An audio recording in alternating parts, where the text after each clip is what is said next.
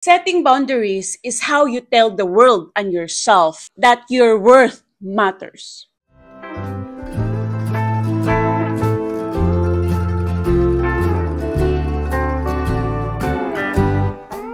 Welcome, Standard Setters. This is your space to build self-worth, setting boundaries in love and in life. Are you ready to unlock your inner power? Let's make it happen. So for today's episode, we're going to talk about how to set boundaries in a relationship, a step-by-step guide. Setting boundaries is about defining your needs and limits to protect your well-being and foster healthier relationships. Here's a clear, empowering process to set boundaries confidently. Step 1. Identify your needs and limits. Why it matters? Boundaries starts with self-awareness. Knowing what drains you or make you feel disrespected helps you pinpoint where boundaries needed. How to do it? Reflect on moments you feel uncomfortable, resentful, or overstretched in a relationship. As what do I need to feel safe, respected, or balanced? So example, like ayaw mo yung minamadali ka. Dapat sabihan ka ahead. Sabihan mo na siya na, can you tell me ahead? Kasi nga, I don't like last minute notice kasi nai-stress ka. Itong mga to, sasabihin mo sa kanya clearly. Para hindi ka ma-drain kasi itolerate mo lang yung mga ganun na stress ka na pala. 'Di ba? You want a quiet moment or busy ka sa trabaho tapos text siya ng text. Sabihin mo sa kanya clearly na my working time, huwag mo akong disturbuin. Kailangan ko mag-focus sa work ko. Ganon. Acknowledge it clearly. So tips, create a journal. Think of recent relationship moment that feel off na hindi na-meet yung boundaries mo. And think about what is needed. What boundary could protect it? So step 2, define clear, specific boundaries. Kasi kung hindi mo i-define clear yan, magmukha kang masama. Pag nag-react ka na kasi na-burnout ka na, ikaw na yung bad. So why is it important to define clear, specific boundaries? Kasi nga, vague boundaries lead to confusion. Specific boundaries are easier to communicate. So how to do it? State what you need, when and why. Use the formula need plus request. Example, I need to feel rested. So I'd like to avoid late night calls after 10 p.m. So mga ganon, sasabihin mo ay 10 is my bedtime. So I can't be able to accept call. Sinabi mo nang clearly. 'Di ba? So, hindi siya magagalit. So, sample boundaries for different scenarios. First is emotional. I need us to discuss conflicts calmly without rising voices. So, number 2 is time. I need one evening for a week for self-care.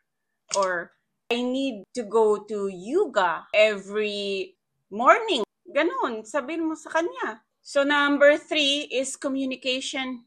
I need heads up before last minute plan. Kasi natataranta ka pag minamadali ka. You have to respect your time. Alam niyo ba, meron tayong phases sa buhay na mag-iiba yung mga boundaries natin. Depende yan sa edad natin. So for example, like you're in 20s, early 20s, nasa relasyon ka. So, we'd love to go out, spend time with our friends. And you have to tell that to your boyfriend, to your partner na, I want to have time with my friend. I want to go to my best friend's house. You have to say it clearly. Pag 30s ka na, mag-iba na rin yung standard mo, yung boundaries mo, yung gusto mo. Focus ka na doon sa safety, security, family. Ganun na tayo. Oo, iba na yung boundaries. Pero pag sa mga 50s na, yung boundaries mo naman dun sa relasyon mo, sa partner mo, sabihin mo na iba na. Sabihin mo, ayoko nang maingay. Oo. Huwag mong palakasan yung music. Kasi I don't like it, I need peace. You have to say it clearly sa partner mo. Kaysa naman magpatugtog siya diyan, bigla kang nagalit kasi hindi mo naman sinabihan na ayaw mo yung ganun. Kasi siya, magpatugtog na lang, headphone na lang siya, di ba? So, ganun. Kaunting bagay, pero nakakaano yan. Lose attraction yan pag hindi nyo yan nagagampanan. Naanoy ka sa partner mo kung hindi ka aware. Step 3, Communicate boundaries clearly and kindly. Paano ba gawin to? Direct, compassionate communication. Set the tone for mutual respect and reduces misunderstandings. How to do it? Use I statements to express need without blaming. Example, I feel overwhelmed when you cancel last minute. So I need us to confirm plans a day ahead. O, di ba? Kaklaro? Di kayo mag-aaway. So step 4, prepare for responses. Why is it important? Partners may react with understanding or push back. Being prepared keeps you grounded. How to do it? If they respect it, if they respect all your boundaries and acknowledge their effort, acknowledge them. Wow, I'm so great. I feel so loved. Thanks for understanding. This means a lot. Mga ganun-ganon. If they resist, restate it calmly. This is important for me to feel respected. Stay firm without escalating. If they try to manipulate, anong gagawin? Recognize red flags. Guilt tripping. Reflect. Does this person value my needs?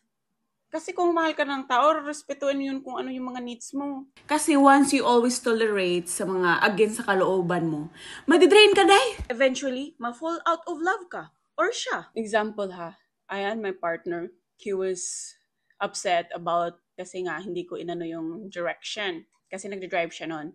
Tapos, tumaas yung boses niya. Pero hindi ko siya inaway on that moment kasi nasa middle of the road kami. So, tinapos muna namin yung errands namin. Tapos pag uwi sa bahay, kinausap ko siya. Sabi ko sa kanya, your action earlier is unacceptable. Tapos, sinabi ko sa kanya na, you know what? I don't like pagtaasan ako ng boses. Then I asked him, have you heard me? I raise voice on you? No, right? Because I don't want you to do that to me also. If you're ever gonna do that again, you're gonna pay the price. And then sabi ko, you're better than that. You're just controlled by your anger. Ganun. Calmly. Tapos sabihin mo na maganda na better siya. Kasi wag mong sabihin sa kanya na pangit or blame. Sabihin mo yung maganda. Kasi yung guy maniniwala kung ano yung mga pinagsasabi mo sa kanila. So sabihin mo, you're better than that. And then, yun yung masasabi niya, yes, I'm better than. Sabihin mo, bulok ka talaga, ganun ka talaga. Ano ka, wala kang kwenta, wala kang respeto. E di, magwala na talaga siyang respeto. Sabihin mo, you're better than that. I know you're not like that. Ganun lang. So, step 5, uphold boundaries consistently. Panindigan mo yung boundaries mo kasi kung hindi mo kayang panindigan yon, hindi din yan panindigan ng iba. Hindi din yan nirespetuin ng iba. Why it matters? Consistency reinforces your self-worth and teaches others how to treat you.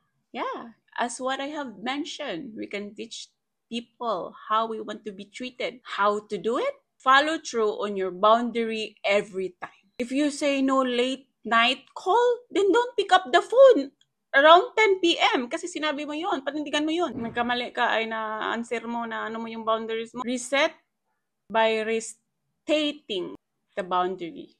Ay, nasagot ko. Di ba sabi ko, matutulog na ako around 10 p.m. Sinabi ko yun sa'yo. I'll call you tomorrow. Ganon. Inulit mo. Ni-remind mo. So as we grow older, magbabago kasi yung mga boundaries natin. As I've mentioned earlier. So, ito yung step number 6 natin. Reflect and adjust your boundaries. Why it's essential? Because your needs evolve with life phases. So, boundary should too. Susunod yun. How to do it? Weekly ask, did this boundary protect my peace? Does it need tweaking? Adjust as life changes. New job, new relationship, jowa pa lang kayo, nag-live-in kayo, nag-asawa kayo, nagkaanak na kayo, mag-iba-iba yun. Nag-apo na kayo, mag-iiba yun. So, i-adjust mo yun. Reflect and adjust. Example, nag-asawa na kayo. Tapos, may anak na kayo. And then, of course, you have to adjust your boundary. Like, for example, you want alone time to share parenting duties, to balance your energy. Sabihin mo yon sa partner mo. Suggest ko lang, like monthly, you have a boundary check-in ritual, journal working, para dyan ma-practice talaga nyo yung paano i-apply yung boundaries, what's not, and one new boundary to try. Mga bago yung boundaries, sulat nyo kasi nga, nag-change yung mga boundaries. Depende yan kung anong level, anong phase sa life ka. In exploration phases, boundaries might shift frequently as you discover yourself. In stability focus phases, boundaries might solidify around core values like trust or balance. Setting boundaries is how you tell the world and yourself that your worth matters. It's not about control, it's about creating space for love that lifts you up. Want to feel more respected? Boundaries are your superpower. So that's all for today. Thank you so much for watching. Subscribe to unlock your inner power.